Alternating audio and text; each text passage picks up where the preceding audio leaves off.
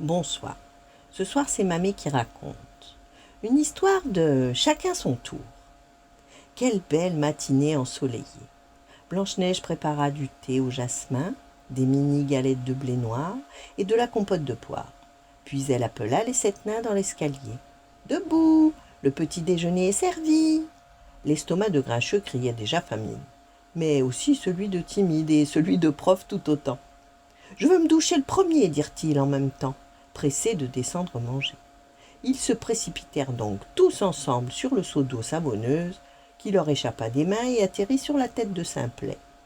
Joyeux et Hatchoum, quant à eux, se disputèrent devant le miroir, chacun voulait démêler sa barbe avant l'autre, et le peigne se retrouva ainsi emmêlé dans de gros nœuds de barbe.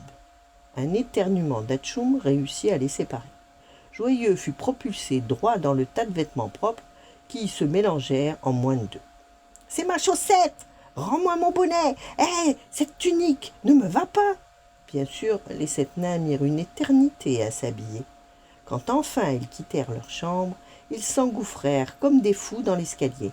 Chacun espérait arriver le premier à la cuisine. Résultat, ils dégringolèrent jusque sur le paillasson. À table, aucune amélioration. C'était à qui se servirait avant les autres, et le thé ne tarda pas à se renverser dans les assiettes.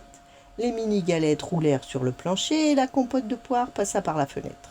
« Nettoyez-moi ça pendant que je prépare autre chose, soupira Blanche-Neige. Heureusement, il lui restait du pain complet de la veille et de la confiture de prunes.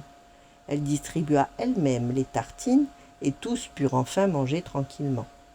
Mais lorsqu'il fallut partir travailler, les 7 nains voulurent évidemment tous sortir en même temps, et ils se coincèrent dans l'encadrement de la porte.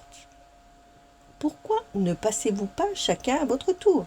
s'étonna Blanche-Neige. « C'est une bonne idée, princesse, approuva Prof. Sauf que, qui va passer le premier ?»« Ben c'est moi, moi !» hurlèrent-ils tous à la fois.